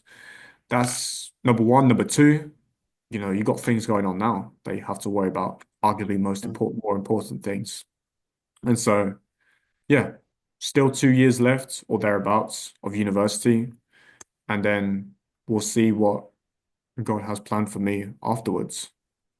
Okay. Would you keep yourself involved in football? Yes, definitely. You would? In the event that I don't make it as a professional, I still want to be playing semi-professionally Okay. because number one, it's a good way to keep yourself in shape, keep yourself fit. Number two, it allows you to, if you enjoy the game, to have fun as Hmm. well. Take your mind off some of the more stressful aspects in life, such as, for example, just for argument's sake, you do a 9 to 5. Um, that can get stressful sometimes depending on what kind of job you do. And number three, it's a good side hustle. Hmm. Especially if you're playing for a club that pays you, it's a good way to earn a little bit extra cash as well. So doesn't matter what's happening or what's going to happen. I still want to keep myself involved. Playing opportunity of coaching, I don't know. It doesn't sound like a bad idea, honestly, to pass on your knowledge to other people, perhaps younger people. That could be an option as well. But again, 2 years down the line, in my opinion, it's still too far away to think about. Hmm. We'll get there and then I'll think about it. One day at a time, right? Yeah, one day at a time. Where can people know more about you, Anthony? know more about me. So yeah, I think when I put something in the chat, it should pop up, right? Yeah, yeah, yeah. Yeah. So what I'll actually do, and I'm gonna, if it's all right with you, post on my social media about this podcast as well, because you it's all about getting yourself out there, and I always enjoy having conversations with other people about loads of different topics, gain their perspective on it. Because one thing I learned also is people can give you perspectives that you can't necessarily see, Hmm. right? And that's why I enjoy networking. That's why I enjoy talking with a lot of people such as you, because you can see things that I don't, because you're in different stages in life, you're in different situations, and because of that, it can be really useful. Let's see. I'll also put in my LinkedIn as well. That was LinkedIn, that was YouTube, Anthony that's Pires YouTube. oh 05, right? So Yeah. they can follow you if they listen to hear it. We'll still put in the show notes, you know, so we'll have it on there. Anthony Pires oh 05. Mhm. And on there you put videos, right, of you training, or do you give like advice for player for Um, on your YouTube? at the moment, I've only been posting clips of me playing, Okay. so I just want to be getting a lot of as many highlights videos as possible. Mm-hmm. For my LinkedIn, you can just search up my full name, some Anthony Pires da Silva. You can do that as well, and then also, it's just LinkedIn is a great place, honestly, because It it is. a lot of experts as well to learn from. Good place to network, definitely. YouTube and LinkedIn are the most active ones. TikTok, I've used to being active, but of course, me in the US, there's some problems with TikTok at the moment. Mm-hmm. So the future of TikTok in the US remains uncertain. And so I will try to post some stuff on there. Um, I'll, uh,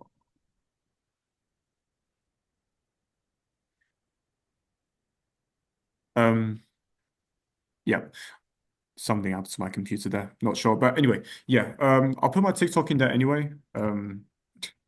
I, instead of shift, I press control. I think that's why. I know. Sometimes I'm a bit clumsy sometimes, but anyway, I'll put my TikTok in there as well. But again, I don't know if I'll be posting as much on TikTok simply because of what's going on with TikTok in the US. But yeah, I'll put it on there anyway. Um, Anthony Pires oh yeah, 05. Same thing as YouTube, right? same thing as YouTube. Okay. And I've also on my YouTube channel, I also have the links to my LinkedIn and TikTok as well. So those will be the three main areas you can find me and also get in contact with me as well. And yeah, and I think on LinkedIn, should also have my email as well and my number. I'm just gonna have a look real quick here. Yeah, yeah, it should have my contact info on there. Um, so phone number, email, they can have a look on my LinkedIn as well if for any reason they need to get in contact with me. But yeah, those would be the best ways to get in contact. Okay. But yeah, Neil, cool. Okay. Yeah, like I said, I'll put it on the like on the show notes or description, whatever. I'll put it Hmm. on there. And, they'll have it, and they can just click it and they'll follow you. And they can go watch your videos where you're training, you're diving. Hmm. Those amazing saves you're doing on the videos. Go watch you that. Go on your trainings. Yeah, no, yeah, because one of the other things that I realized, and something that one of the previous coaches that I used to work with has told me, is that you simply never know who's watching. Hmm. And you never know. who can help you and how they can help you. So, for Yep. example, when I was out of a club, like a free agent when I was in the UK, a school teacher pointed me to the right direction. Like a school teacher. Like they did know a little bit about football, but I would have never guessed that they would have been able to help me out. Just one of the examples I can give. So posting videos of me online training and also playing in games whenever I can, just putting it out there, really. And then also posting about my experiences on LinkedIn as well, because again, you never know who's watching. Yep. And the best opportunities, and this is actually something I learned just with regular full-time jobs. Best opportunities you can get is from people that you network, not necessarily from job sites such as Indeed or even LinkedIn as well. Best opportunities you can get is from networking with people. Right. Yeah. Yeah. Uh, yeah, I agree with you because we all have like a different journey we've been through, so we can always learn from somebody else. Definitely, yeah. And again, you never know who you can learn from and how they can help you. Um, that's why, you know, you always gotta respect other people because again, don't know how they can help you. They may not be seem like they're up to much, but then suddenly they give you this like really good piece of advice and that helps you in the future. And so anybody that I talk to, anybody that I network with, I always try to make sure I have the best relationship possible with them because simply because again, you never know how they can help you. Absolutely, I agree with you. So as you look back to your career, your football career so far, and even looking into the future, what kind of legacy would you hope to leave behind for the football soccer community? Somebody that made it as a professional footballer by not thinking about football 24/7. Because I see a lot of, I feel like wherever I go, whenever I meet like professional footballers, they have football in their life and that's it.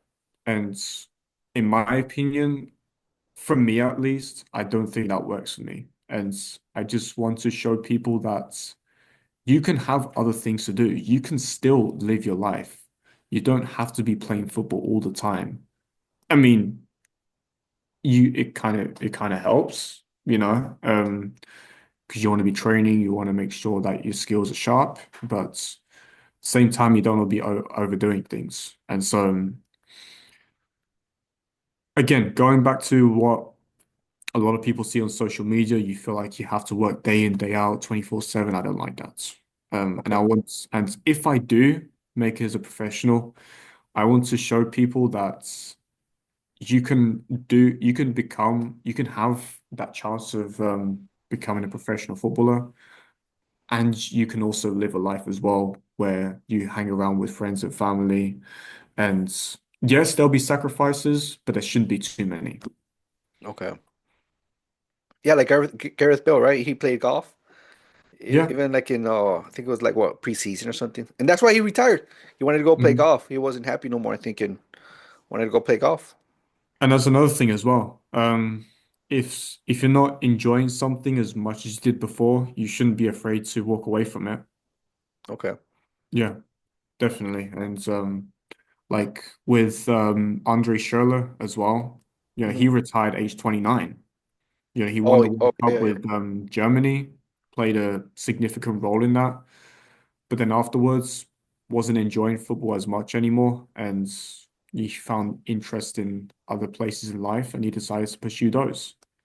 Life isn't all about football, and either way, most players retire mid to late 30s. Yep. That's about between a half and a third of your life, which is, like it's not all your life. It's not the majority of your life, right?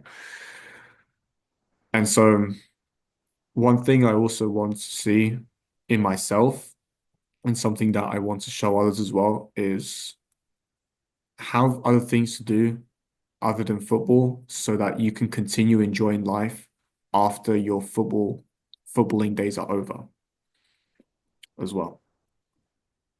I like that, because even if I look back in my life, several points I was so focused on football that I kind of forgot other stuff, and I kind of burned myself out, you know. Hmm. And I love what you're saying right now. Enjoy other stuff as well, so you don't get yourself burned out. Yeah. Incredible quote that you're saying right there. Yeah. No, most definitely. And like I said before, yes, there's going to be sacrifices, but you shouldn't be sacrificing so much because if you sacrifice so much, you got nothing to fall back on. Yep. It was very, very hard to make as a pro. Not just that, but also earn a decent living out of it, right? And so, unfortunately, it is likely that you won't make it. Not because you're not a good football player, it could be things outside of your control. Injuries has been the main one of that. And, you know, God forbid I don't get a career-ending injury, you you need stuff to fall back on, which is why I have that plan B, so that you can continue enjoying life, basically. Yep. No, completely agree. This next question is gonna sound kind of the same, all right, but I have to ask it because it's my paper. Hmm. What advice would you give young players who are just starting out on their own football, soccer career? Um, Basically the exact same thing has been said. Um, Although one thing I also want to mention is that a trend I've been seeing with a lot of high-level professional players, they always say the same thing, and I don't know why it's like this, and I've been getting frustrated about this. They always say, the cliches, work hard, believe in yourself, and everything will work out in the end. I think people are getting tired of hearing that. Although it is very true, they want to hear something else. They want to hear something else that perhaps resonates more with them. And for me, just like we've been talking about for the last 15 minutes, half an hour, have other things to do. You got other hobbies? Go do it. I play the guitar. I play video games, and I do that a lot. And so it helps take my mind off it. And actually, another fun fact about myself is goalkeepers is very important to have hand-eye coordination. Mhm. One popular thing they do is the tennis ball drill where they like drop it and then Oh yeah, yeah, I seen that. Yeah, yeah. I do something completely different. I play the guitar. Okay. Because playing the guitar gets your hands and your brain working together, which is basically the definition of hand-eye coordination. So I play the guitar. I listen to metal as well. So Wow. really Okay. like aggressive metal music. It gets me in the zone before games of football. It's really not common. Most people don't listen to that kind of stuff, but again, find something that works for you. Find your own identity as well. Doesn't matter if anyone's going to judge it. That's another bit of advice I would give. Yeah, you know, Hey, it any good being games you've been playing lately? Mhm. Any good games you've been playing lately?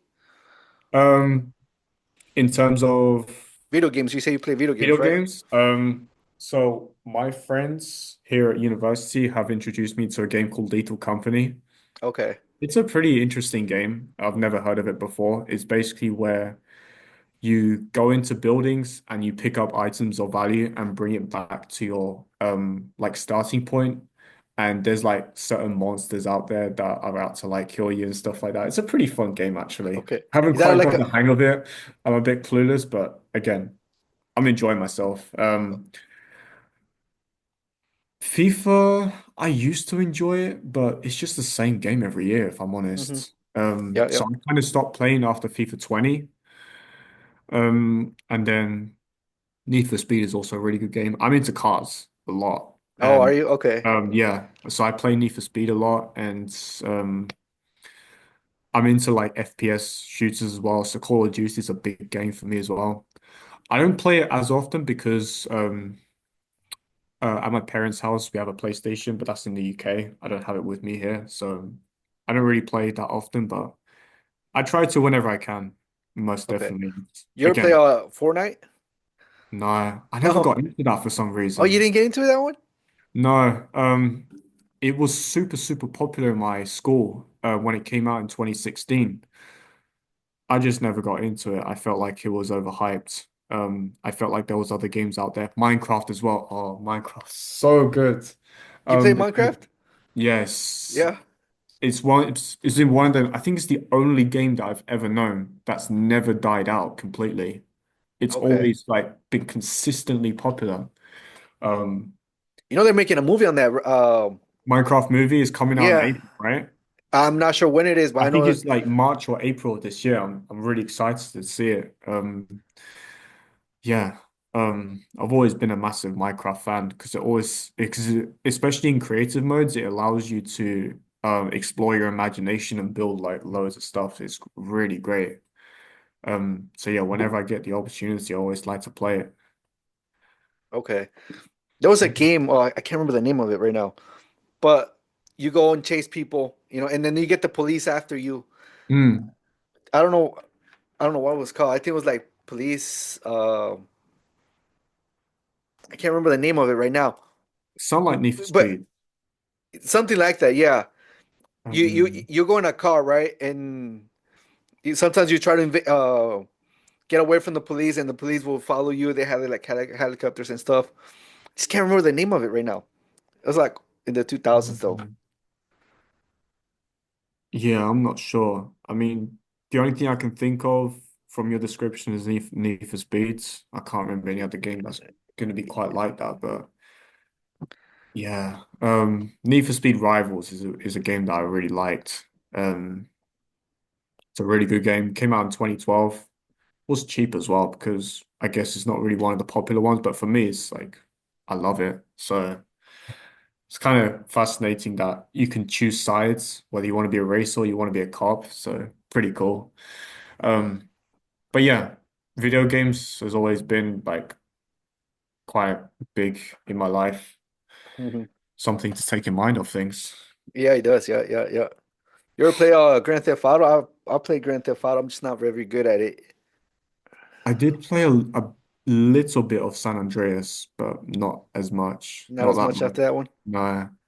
Um, yeah, no. I don't know why I never really got into it. I'm waiting for GTA 6 though. It's taking too long.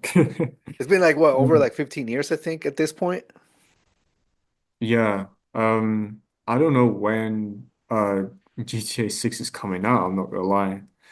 Um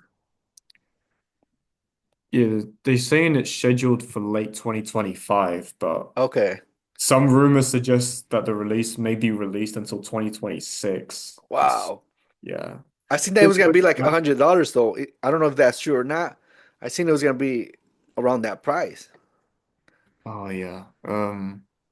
I don't know. I don't know if I'm gonna get it because I think, yeah, I always try to play, video games, but especially during school time, I never get the time to just because I've got, Okay. homework and things like that. But yeah, I always try to when I get the opportunity.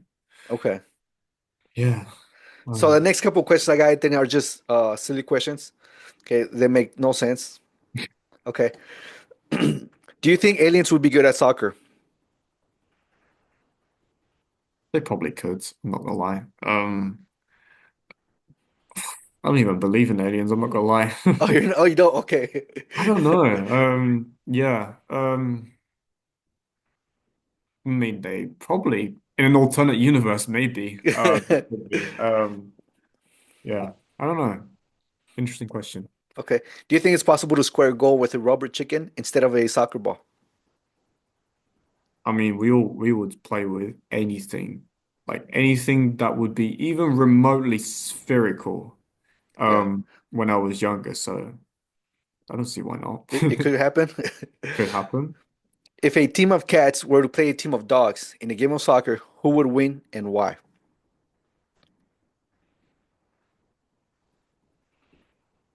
Oh, I've always been a dog person, but I think it's gonna have to be cats, Cats? just because of their agility. Okay. See, I didn't think about Yeah. that. That was good. If animals could drive cars, which animal would be the worst driver and why? Worst driver is got to be like small animals, because for obvious reasons. I don't know. A mouse or something, just because can't reach the steering wheel, can't reach the pedals. What can they do, really? They can't even, yeah. Maybe like a bird. Actually, no, birds are worse. Bird would They, be the worst to drive? yeah, 100%. Because they can't do anything.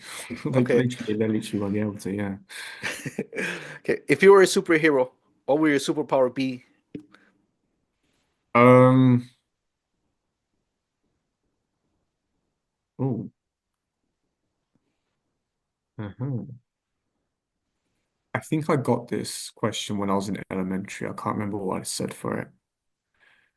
Uh, I mean, be pretty cool to go invisible, be pretty cool to fly. Um, be pretty cool to teleport as well. Some people said mind reading, but I don't like that. You can Okay. develop a lot of insecurities from that. Um, let's see. Telepathic communication I don't like as well, because you can always do something accidentally. Okay. Now here's a Like, second part to this question, okay? yeah, What would you name your arch nemesis?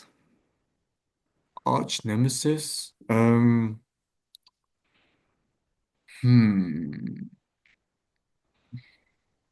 arch nemesis. So you got a superpower, and then you got to fight off your arch nemesis with this superpower that you chose.